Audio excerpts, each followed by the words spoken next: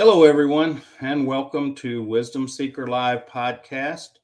So glad to have you here today. And just a reminder that if you have questions, you have thoughts, comments, be sure and share them. We ask that you let us know where you're joining from and be ready to participate, because at the end of the day, podcast is best when it has you involved. So, as a matter of course, we always talk about what we mean by wisdom on Wisdom Seeker Live podcast. And wisdom is a journey. It starts by gaining knowledge. And then with that knowledge, you begin to apply it in life and get understanding from it and experience. Excuse me. And unfortunately, that's where a lot of people stop. And the next step in the journey is the critical piece. And that is where we take our knowledge and our understanding and begin to see it outside of ourselves, see it in the much bigger picture. And so hope that you will join us as we seek that bigger picture. And in fact, we have a lot that we're going to be able to learn today from my friend Bill Dolan.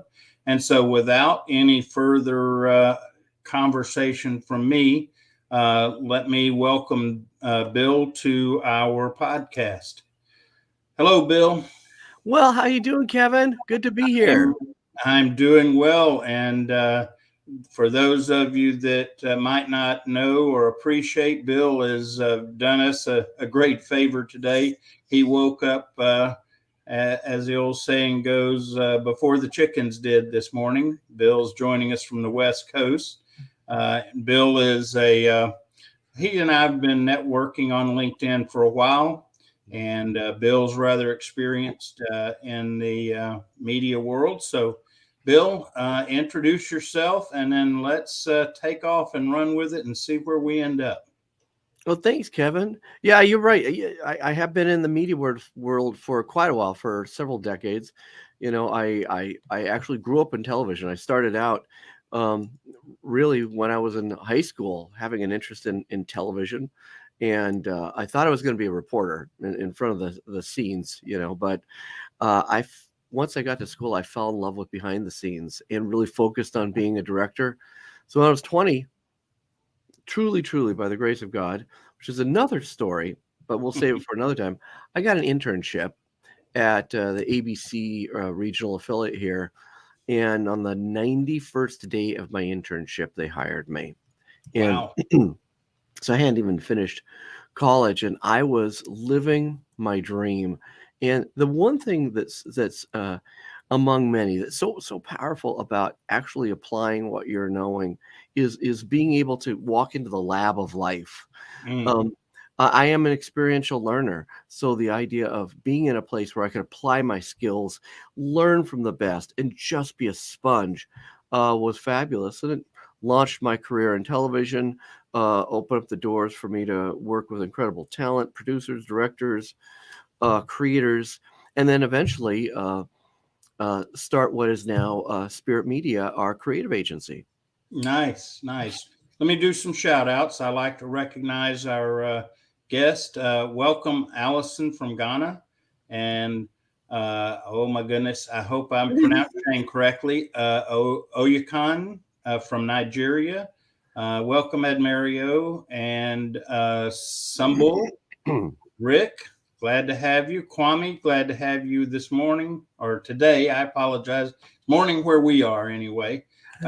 Marius, glad to have you. Dr. Shama, good to see you as always. Sina and VJ, glad to have you all with us today and look forward to your participating and joining in the conversation. So Bill, something I cued in on that you mentioned, and it's quite good that you're aware of, and you mentioned you're an experiential learner.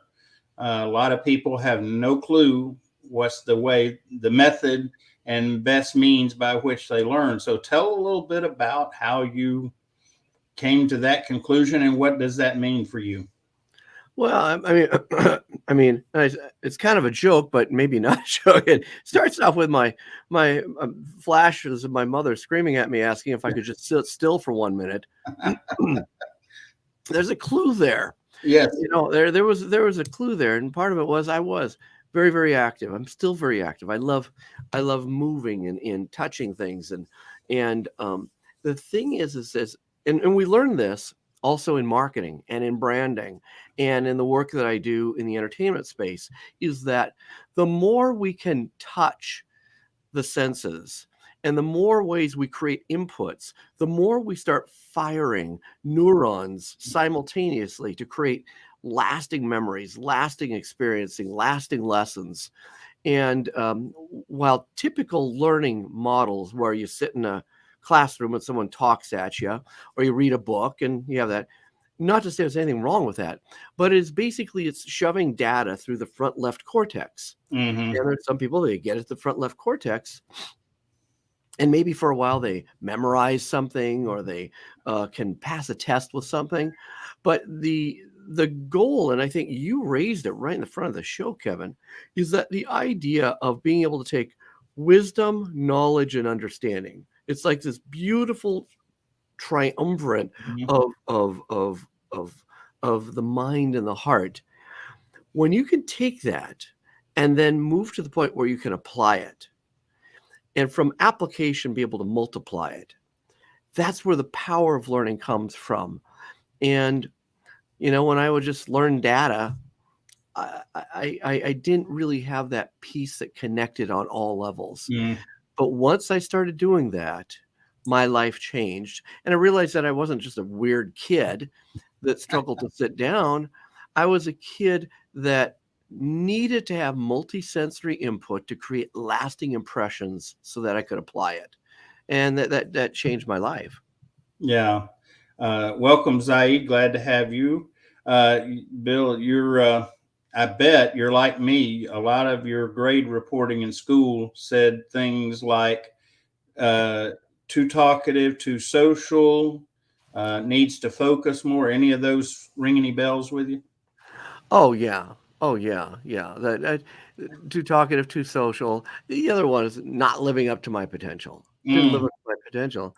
And part of it was that the learning environment did not challenge my potential. mm, And again, I want to be respectful about the educational system because my wife works in it, my son works in it, my other baby boy son is about to launch into it. So it's a critical part of the way the world works, is creating systems where we can learn.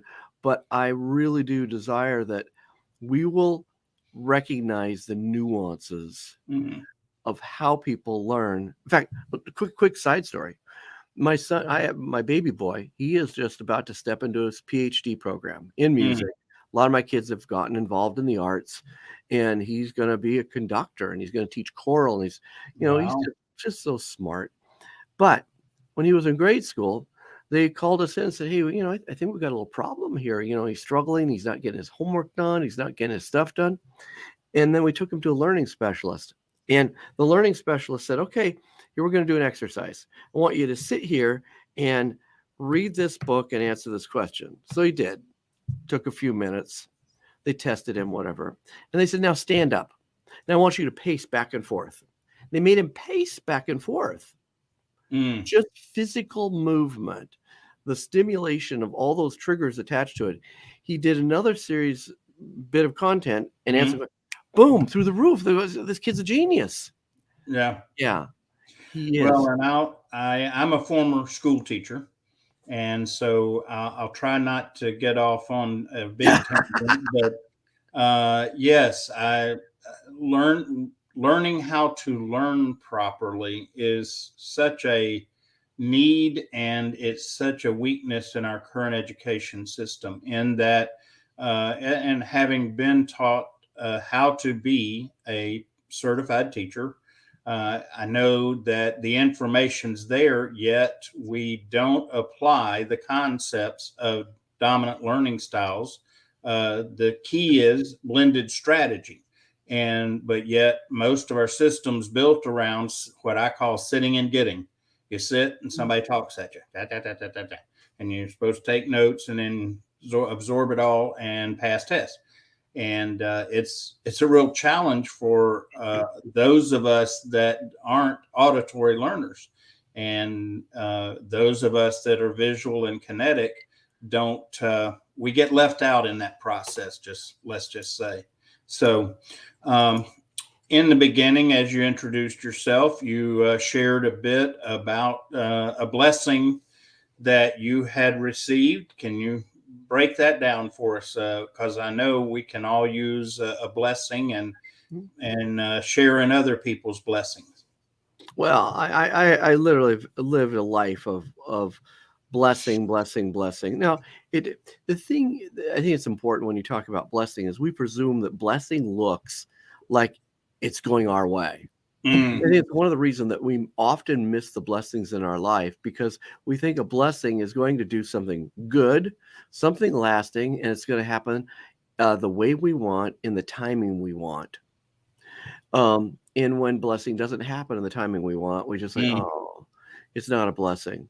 And I just want to encourage anybody watching that blessing and the blessings of the divine are mind-blowingly rich, mind-blowingly constantly present. But one of the things I write about in my book, and I've had, like I said, a lot. In fact, my life has been defined by, I would call them birth experiences and death experiences. Okay. The two most extremes. Certainly meeting my high school sweetheart when she was 14 years old, and marrying this beautiful woman, and now the mother of 5 incredible children, and my soulmate, my buddy, my friend, my supporter, just crazy blessing. But then landing the job of my dreams, an incredible blessing. But then making some decisions about how we were going to conduct things financially, and struggling to say, okay, how can we make ends meet? And me burning the candle at so many ends that I triggered a lot of painful issues from my youth, where I experienced physical and emotional and verbal abuse. And I didn't realize how many unresolved wounds that I had inside me that made me very angry. Not only made me angry, I loved anger as a kid, because anger has the illusion of power. Anger has the illusion of putting an armor coat on you. Anger has a way of telling the world, get out of my way and stay out of my way, because I'm dangerous and you don't know what I'm going to do. So there is power in anger, but there's also death in anger. And the death comes in large part by creating such an ugly shield that you put a mask on that hides who you really are to the world and to yourself. And I carried this through most of my life. And it wasn't until about 12 years into this dream career, I had an episode where someone did something, I was tired, whatever, and I got physical with a person. And I mean, I had a fight. And I got fired. I got fired from my dream job. And I thought this was going to be my life career. I was going to be right in this. And it forced me, one, to go home and apologize to my wife and just tell her how sorry I was. And I'd really let her and the kids down. And at the time I had 4 kids at home. And it was a tough time. And we literally got down on our knees and prayed, and recognized that I had screwed up. I had stuff I needed to work through.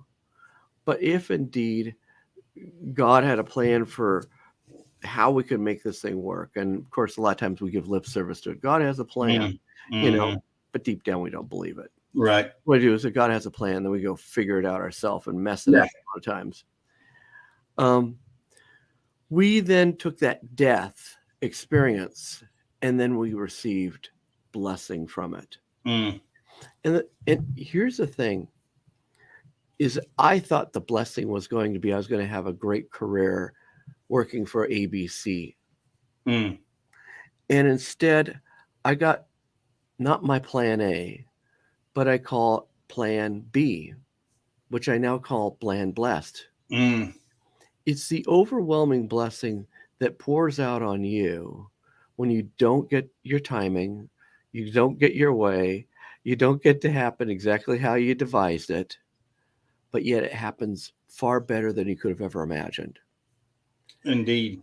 And that's waiting for all of us, waiting for all of us. If we would but open our eyes to what that could be and let go of our plan A, it doesn't Mm-hmm. mean we don't make wise decisions. We don't try to work diligently and work hard and show up every day. But it means that you don't control the world. You Mm. don't control other people. And you, like all of us, have a lot of work to do. But God Wow. is faithful with plan blessed if you will yield to it. Wow. We got a lot to cover here, Bill. I don't know. We may have to plan another session if you can stand to get up early. Um, You know, uh, this Oh Dark 30 meeting. I'm glad that our friends over on the other side of the world are enjoying because it's probably daylight. well, let me recognize a couple more new members of the audience. Suzette, welcome. Atif, Hawk, glad to have you guys here. And if we could, Bill, let's visit a few comments from the audience here. Zaid makes a comment that data is dry, one-dimensional experience things more interactive. Zaid's one of our regulars, and when we talk education, Zaid's right in there because he has some real strong thoughts on it. Let's see, Sina makes a comment that I also respect the education system, but even that system can't teach us if we do not put ourselves in challenges and taste the failure.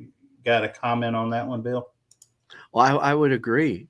I think that we make an excellent point there that part of experiential learning is not just creating a series of things in your mind that automatically happen, X plus Y equals Z, therefore go out and change the world. It's actually working with X and Y and going, oh my gosh, I can see that there's variations of this. I can see that there's timing of how I apply this. And so that experiential learning allows you to really test it and taste it. And not only that, yes, you'll learn from it, but to recognize that especially in my work, I like, for example, I'm not an accountant, and numbers work. You can't change one, you can't change two. You can do a lot of things with it, but we deliver ideas at our agency. We deliver creative. We take people through a process of understanding their brand's soul and helping them tell their story through videos and live events. We produce experiential events. And then, of course, I have my book where I teach people this process. But that it's, you don't get it in a beaker and a test tube. You have to apply it. You have to apply it. It's like pretending to be a master chef because all you did was read a cookbook. Doesn't work that way. The commercial, I'm not a doctor, but I stayed, what was it, Holiday Inn Express or something? Right. You're right. Right. And Rick Smart. makes a comment, teach kids how to think, not what to think, indeed. And now we got a question from Cena. He says, what was the most satisfying action you have done in your career? One that you always feel great by thinking about it. Oh, I'd love to say there was one. There's hundreds of them, Mm. because every single one has not only taught me a lesson, but they happen in a time. For example, I'm not proud of the fact I got fired from my job. Guess what? It was probably one of the most profound faith building experiences I could have ever had, and it completely violated my plan A. And it was me getting closer to my wife, being in a Mm. situation where sometimes when you're really pressed, in fact, in the television industry, there's so much pressure, whether it's a live event or uh, even just studio events, things like that. Uh, on a larger scale, I've directed shows, and there's millions of people watching. Millions. In fact, you'll love this, Kevin. My mentor always told me, so just remember this, Bill. Mistakes leave here at the speed of light. Mm. So as a director, that meant that my aspiration was flawless, flawless, flawless, flawless. And you know what? It was mistake after mistake that taught me. In fact, I tell my team, I just hired a new creative services team member, brilliant, brilliant guy. And I was trying to encourage him, because he's like, oh, you've done all this stuff. I said, look, the difference between you and me is that I've made at least 1,000 more mistakes than you have made.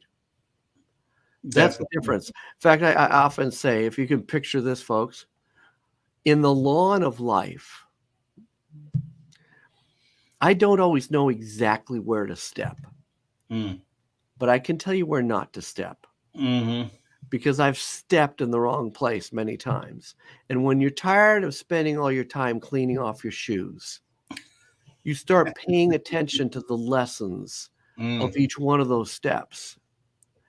And that's one of the glorious benefits of experiential learning, is not only the aspirational desire to do the right thing, but the absolute clarity about what it looks like and what it feels like when you do the wrong thing. Definitely.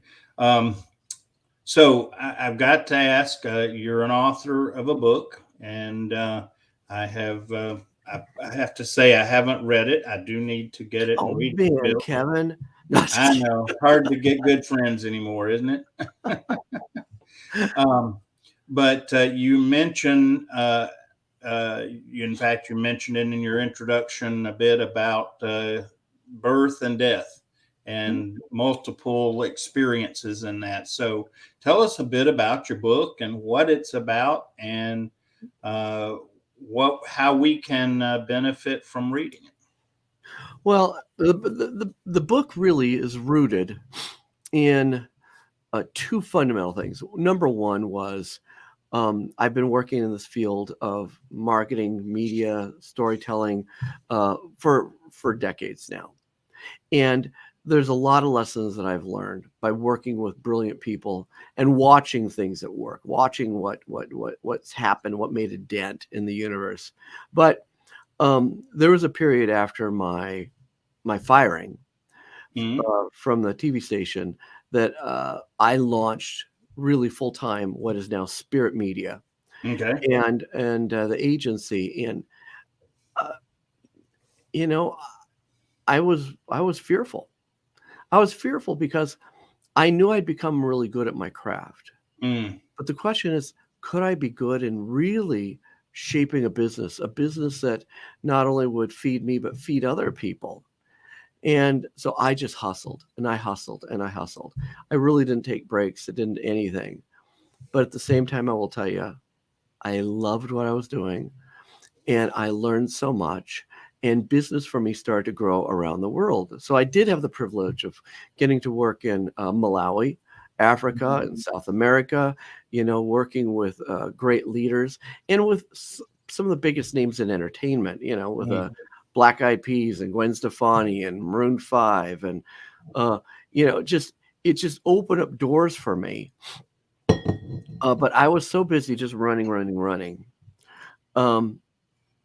that there was a point I recognized I was becoming an absentee father and absentee husband. I'd show up for all their games, be there for the stuff.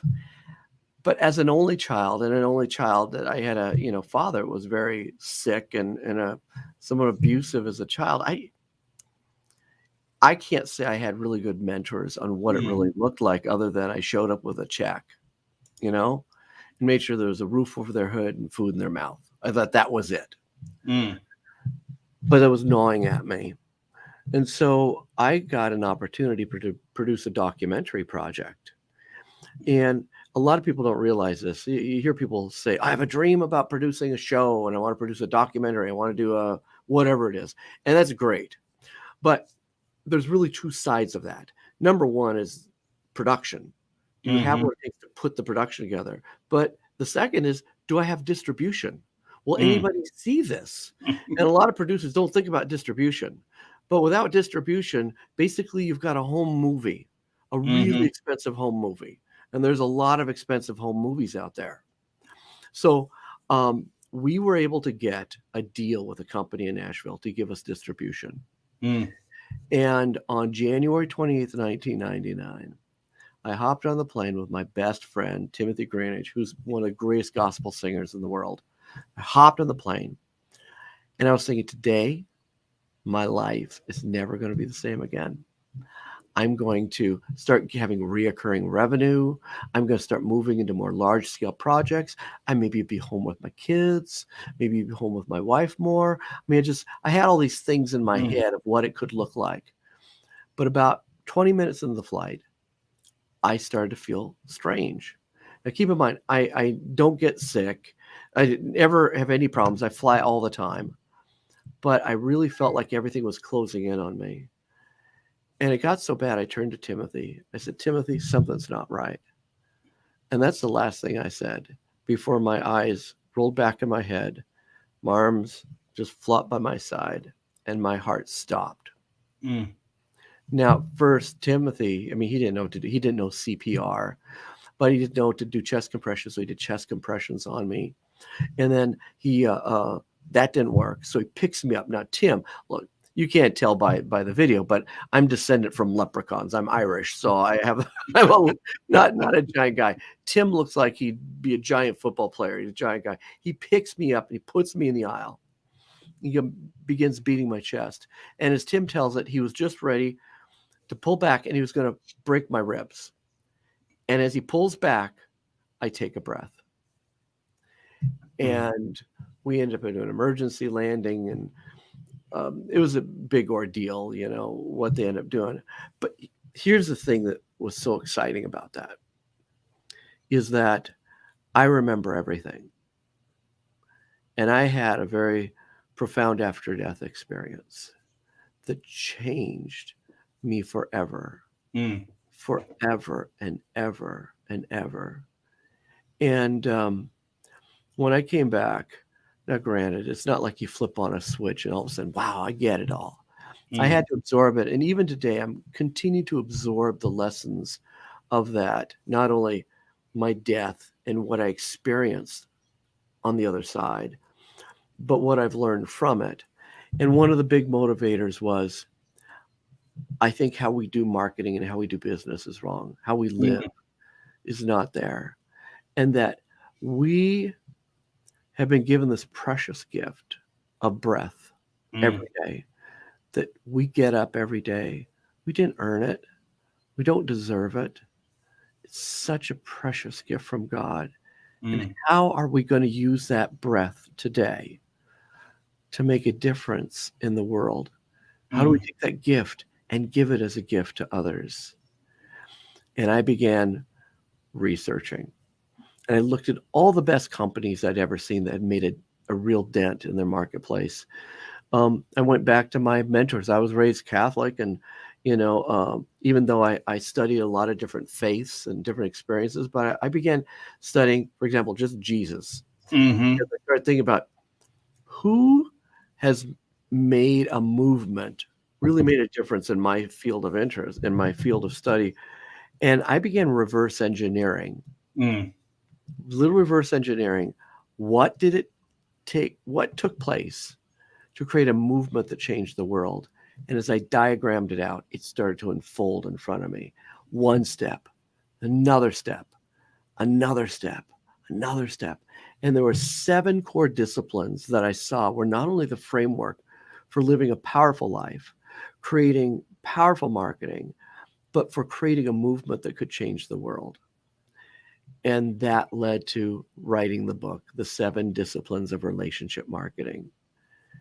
Very good. Very good. Let me give a couple of shout outs. Boy, lots of trails to run down. So welcome Indian Academy of Entrepreneurship and Abu, nice to have you here.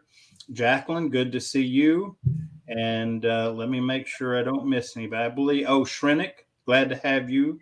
Welcome. Always good to hear. A lot of these folks are pretty regular on the show, Bill, and great group of folks, and really enjoy them.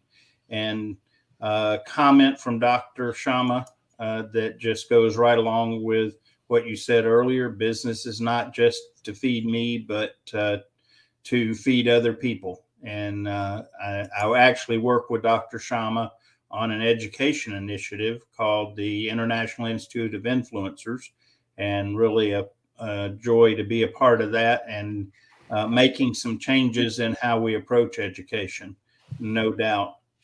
So, wow, so many different directions there. Death, afterlife experience, and then an opportunity to bring it back.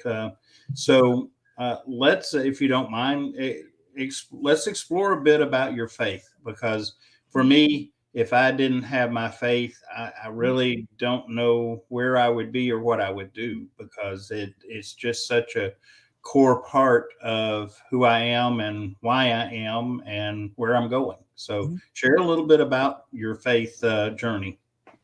Well, it's a great term, journey, because it has been a journey. I mean, granted, probably like a lot of people, I was raised around a religious system. Said this is the way it goes, and I did that. But I have to admit, really challenging ourselves. Mm-hmm. If you really were to say, do you really trust God? Do you really trust God? Do you really believe? Do you really put your life in God's hands? Do you really believe that God loves you, or are you just a pawn in the universe? Mm-hmm. There's a lot of questions there, and without actually asking that question and declaring an answer, I think a lot of us in our feelings waffle a little bit. Mm-hmm. And part of it has to do with what you started with, about how knowledge, wisdom, understanding applied is really the difference between multiplying and making a lasting difference, or just filling your head with knowledge. Mm. And I'd filled my head with knowledge, Mm. but for the first time, and I will say this, not only did I question certain things about faith, but a lot of us pull our faith from the relationship we have with authorities in our life, particularly our Mm-hmm. parents. And I superimposed, like a lot of people, the idea that my dad represents how God really is. Mm-hmm. And so for that reason, if you'd asked me, Bill, would you like to meet God? I would have on the surface said, oh, of course. Oh, yeah, I'm excited about meeting God. But inside, no way. Mm-hmm. Because I was convinced that if I ever met God face to face, he was going to look me in the eye and say, you really screwed up. Mm. You failed. You disappointed me. And just on and on and on, basically beating me down for what a true failure I was. So did I want to meet God? No, I did not want to experience that. And there's people that teach that trust me, when you meet God, he's just going to beat you down. It's going to be a big beat down. But what changed for me was on that plane when my heart stopped. And it was in an instant. I went from the dimension of time to the dimension of eternity. Mm. Now, this is a mind-blowing kind of thing here, so I'll just say it, but I don't think we can go into it much because I'm still grasping it. Mm. But it was the abundant realization that in eternity, everything that ever has happened and everything that will happen has happened. Mm. Versus the time dimension that we must walk through and work through here. And instead of coming face to face with this giant ogre that was going to tell me how much I was a failure, I came in face to face with the embodiment of total love. Mm. I mean, total love. And I'm sure a lot of people, as they read things in their faith, when they talk about the dimension of the divine, it's the eternal thought. It that God is as wide, as high, as deep and deep. But even more so, it was not only meeting the embodiment of pure love, but meeting the embodiment of unending love. Mm. And the recognition, in that sudden recognition, that nothing that God does, nothing is not done out of love. Mm. Now, it means that we might have to be stripped from our plan A. And we go, Mm. oh, God, you really messed me up. No, it's because God has plan blessed for you. Yes. And that abundant recognition, not only does God love us, it's this, Kevin. And I can say this from all my heart, and this is my experience, that the creator of the universe doesn't just know you, doesn't just like you, doesn't just love you, but the creator of the universe is madly in love with you. Mm. And God is your greatest cheerleader.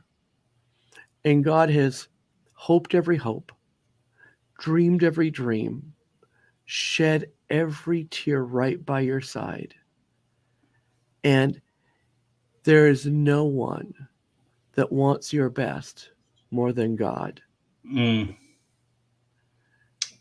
It's the first time I got that. Mm-hmm. Understood. In fact, one of the things that I normally share in the opening is that for those of us that are of a spiritual bent, that wisdom for us is best defined as seeing the world through God's eyes and walking accordingly. And that's what is the drive and desire for me and many of the audience here. And my heart's desire is that many more will come in touch with seeing things through God's eyes, including what you have shared.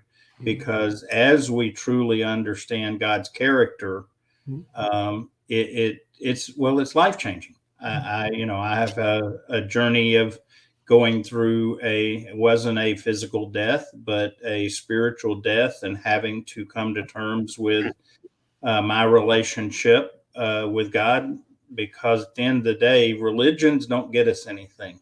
They may offer some nice constructs, but what our Creator is seeking for us, with us, is a relationship.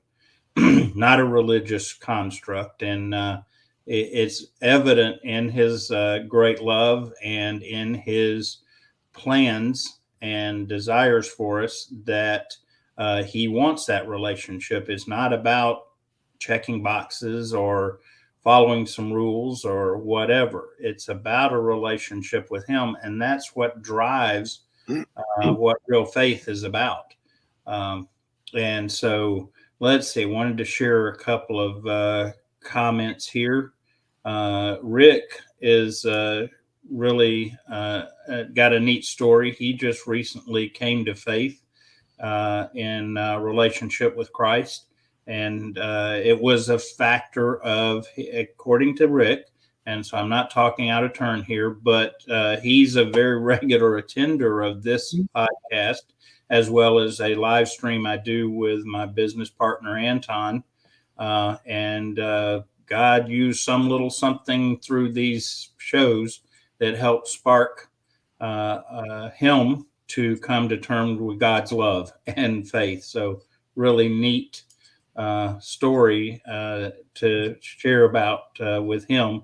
And let's see, Zaid says Jesus taught through stories that are still told and still make a difference, and he led from the foot rather than from the head of the table.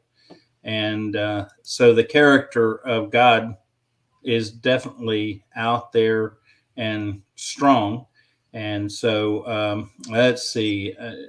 Zaid comments that Jesus didn't teach from the systematic theology book, giving the disciples a 101 theology lesson Yeah. and 202 and on, yet he walked with them in real life, lab experience with stories that last till the end of life.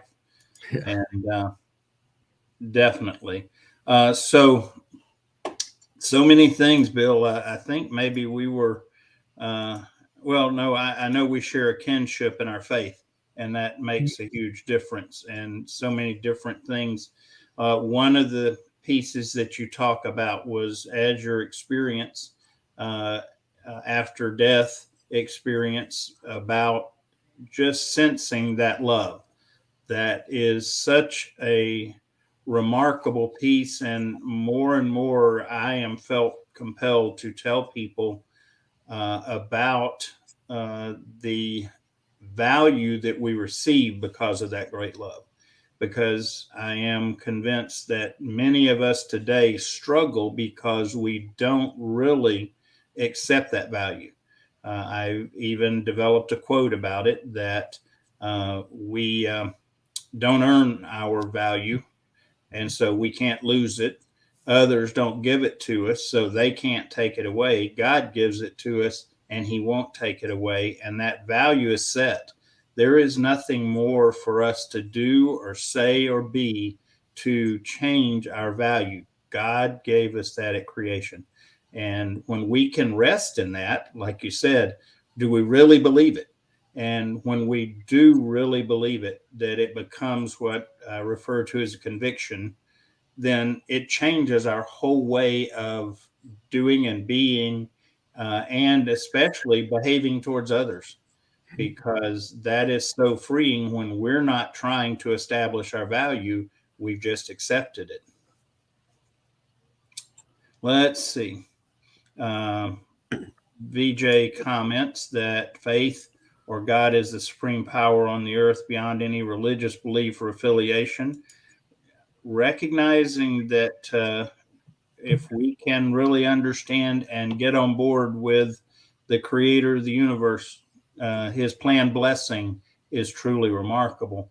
Um, let's see what Senna has here. Why we think God thinks we failed. Isn't God the most merciful creature ever existed? I think it's our conscience that starts to judge and blame ourselves. I think you were not a failure at all, Bill. So many people love you then. I am sure God loves you. I'm not sure if I am Muslim, but I know God loves us life and spirit, and we belong to Him, her, or in the world. We're part of God, so we're from a greater entity, and we will join God after death, I think. Thanks for sharing your story there, Sina. What I think Bill is talking about is the struggles that we have with a feeling of condemnation. And there is a place for it because it is true that it is, we're not worthy. It's God's grace and love that makes it real. It's not based on our worthiness, it's based on the love that and character that Bill talks about. Bill, you want to comment on Cena's Yeah, comment? I think that's an excellent point, Sina, and you're right. I think it started out with a triggering from the things I heard from my father as a child, but I can't be responsible for how someone treated me as a child, but I am responsible for how I process that as an adult. And I think Yes. there's two issues that I realized I had to work on. Number one was the recognition that the way that my father treated me, it was like, okay, you're going to do this, da da da da da, this driving kind of thing. It was the model I had learned and thought that's how you do it. So even after I moved out of my father's home, and even after my father passed away, there's an echo chamber of lies that we have to deal with. And there's a lot of people talking about mental health and being in a place of a healthy mindset, which I absolutely believe, I don't think we realize how critical it is for us to recognize what we're thinking, what we're feeling, of the behaviors that we're exhibiting, and being able to be in a point of not reaction but reflection, so that we can positively um, curate those mindsets and those behaviors that are going to help us live the best version of ourselves. And I dealt with that echo chamber. So even after Dad left, I repeated it. I repeated, you're not worthy. You're not smart enough. You're not blah, blah, blah. Go down whatever the list of lies are. But we also have something going on. And this is part of the reason why I think the book is even more important than ever. The idea of the 7 disciplines of relationship marketing is that marketing at its core today, for the most part, is trying to convince you of your inadequacy. The goal is to remind you that if you don't buy this mug, drive this car, smell this perfume, wear this clothes, live in this house, whatever it is, if you don't do that, you're inadequate. You're not as good as you could be unless you own this.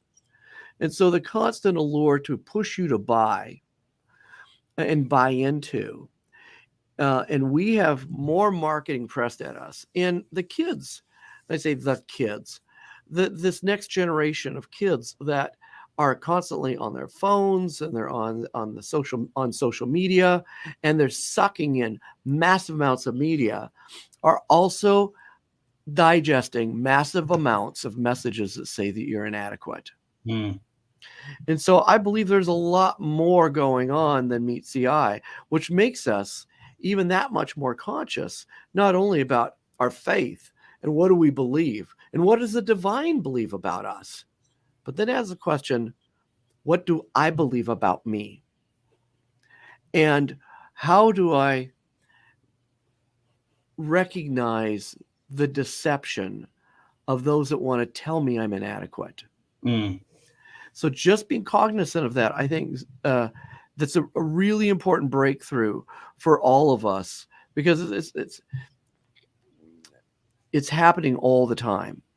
It's happening all the time. And the more that we're cognizant of it, not only for ourselves, but for others, because it means that you elevate to a place of mental health. Okay.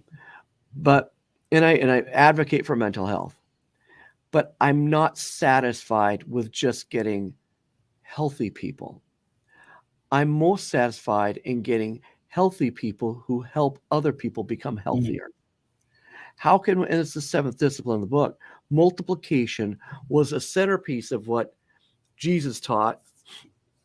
It's what we see in the most successful organizations in the world is multiplication. You know, we run businesses, we run our lives with addition. Turn it on its side. And this is the power of a divine equation that can make a profound difference in the world and in our own lives, is to move from being healthy to being vibrantly healthy and speaking to other people's life. Tell them, this is crazy. And for those that see me on LinkedIn, you'll hear me close off my notes with say, with much love, Bill. You might notice that I have a thing with a heart on it. I have different icons that have to do with love. And one of the secret messages of marketing and abusive people in our world is you're not loved, which causes us not to love ourselves. And instead, what happens? We secretly invest massive amounts of time subconsciously trying to prove to ourselves that we're worthy to be loved. If I do this, if I wear this, you know, whatever the measure is, we spend more time. So when we see people that are preoccupied with, you know, looking good or smelling good or being popular or getting more likes or whatever it is like that, it's not that there isn't value in being present and showing up and making a big dent. But a lot of times it is a massive cry for help, screaming, please prove to me that I'm worthy to be loved. And I think there's going to be a breakthrough when more of us can rise to the point that we know that we're loved by the divine, Mm-hmm. that we can love ourselves and we can love our neighbors as ourselves. Mm-hmm. That's why I said in my books, love with all your heart. Be crazy. Say love, say caring, say kindness, say gentleness, say all the things that express, I care about you and you're valuable. And the more we can counteract the forces that are saying you're not valuable, the more I believe we become a force for good, a force that makes a difference, a force that brings healing multiplied. And Mm-hmm. that's the prayer of my heart. Understood completely. Welcome, Richard. Glad to have you. And your comment, echoes of lies. That's a very profound statement. And, it's really interesting. And I refer to this on the podcast regularly that whether you believe in the tenets of the Bible necessarily, the Bible has so much wisdom to offer us. And one of those is talks about renewing our minds. And that's the way we approach overcoming that echo of lies is by renewing our mind and through truth. And especially key truth is that God loves us unconditionally, regardless. And he created us in that love with amazing value. And the other one you just hit on that I think we miss, and too many uh, religious constructs focuses in on loving our neighbor. Nothing more important, well, nothing wrong with that, but the command that's given by Jesus was not just to love our neighbors, but as ourselves. And until we can truly accept who God's created us and the value he gives us, we're going to find it hard to love other people. And I think that's something that so many miss about faith and about living in that faith. Welcome, Mary. Glad to have you. Let's see. I think I saw a question here. Oh, my goodness. Atif, if you don't mind, we'll take Atif's question or here. He appreciates the talk. Very moving, Bill. Um, and he's ready to listen a long time. So sounds like we may have to do this again. Definitely. His questions: do your experiences align with the findings of the NDEs by Elizabeth Kubler-Ross? Question number 2: why people with poor resources suffer more? God made people poor or rich, or it is made by a system designed by man. What's your thoughts there, Bill? Well, you have two questions. Number one is I'll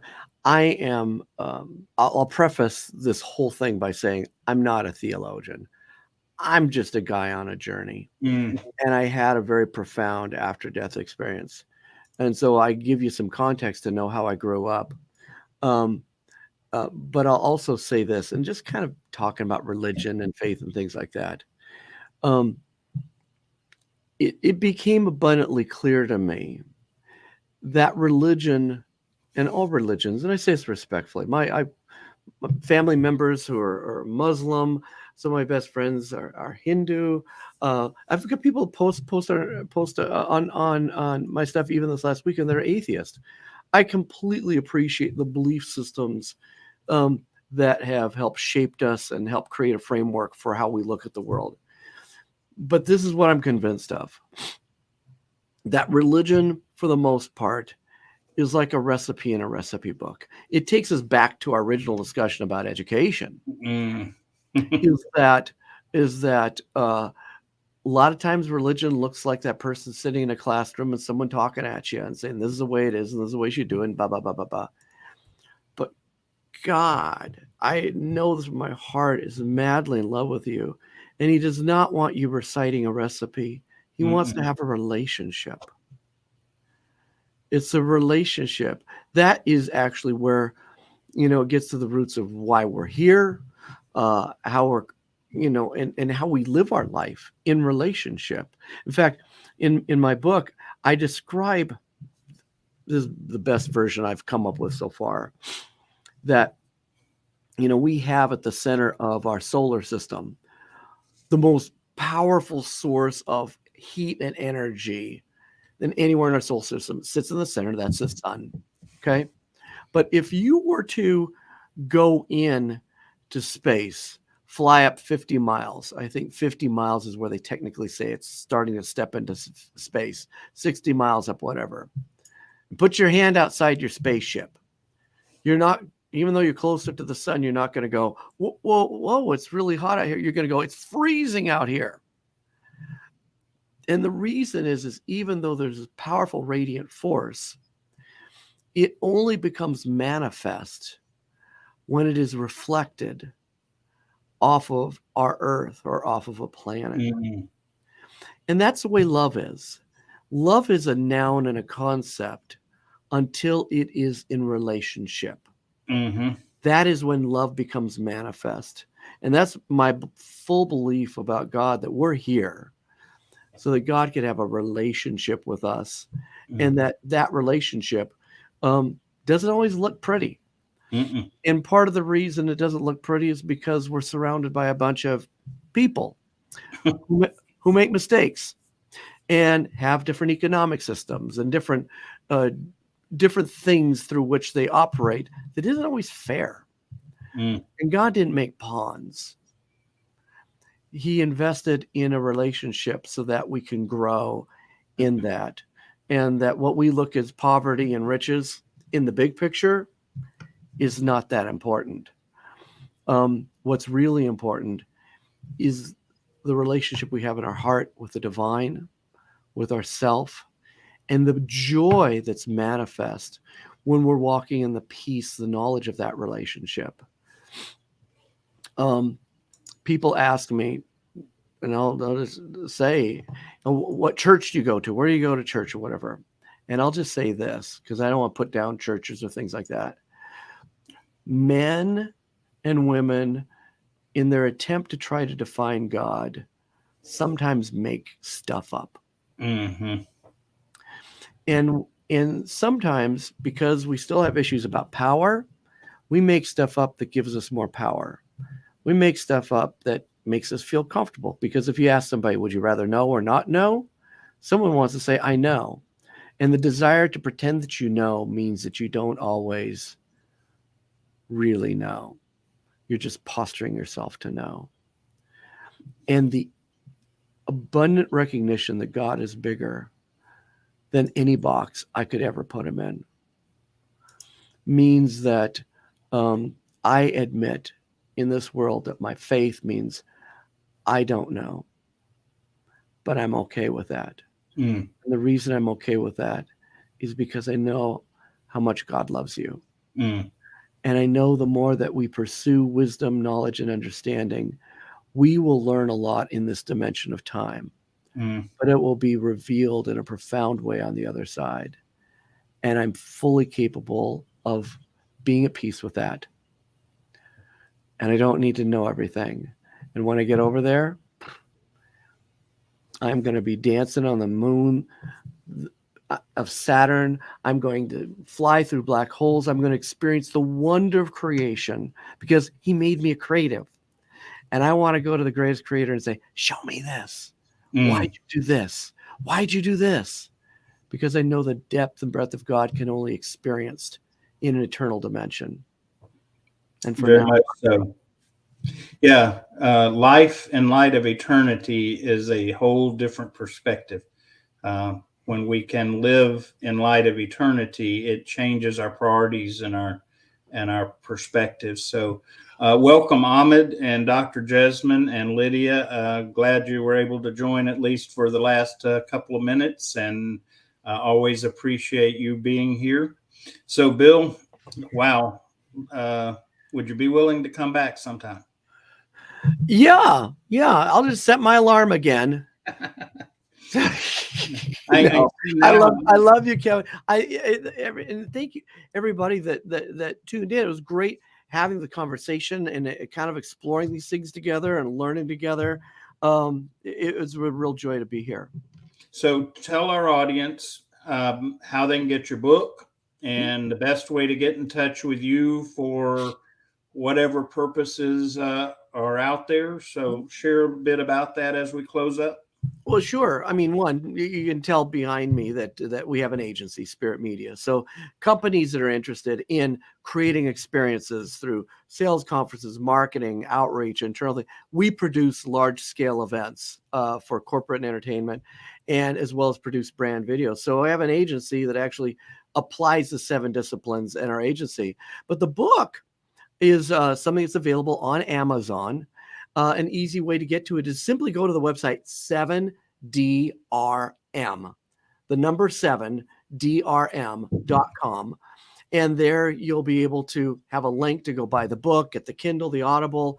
But also, we're just releasing this week a video series. So people that don't want to just learn it, they want to apply it. I want to say, how can I apply this to my life? How can I apply this to my business? How can I create a framework of relationship marketing that allows my business to make a dent in the universe?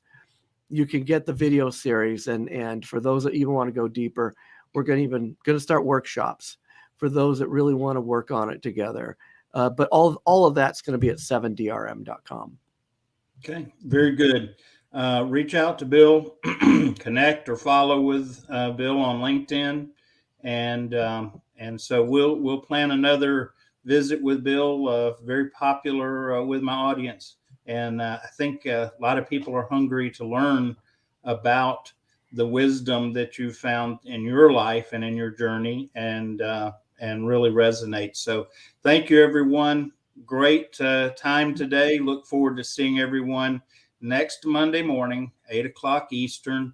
And you can check it out on my profile, or you can sign up by way of the event.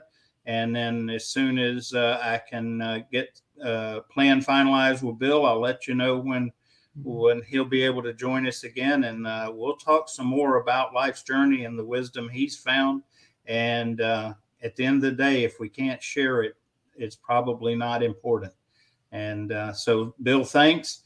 Thanks, everyone. God bless for an amazing week. We will see you next week.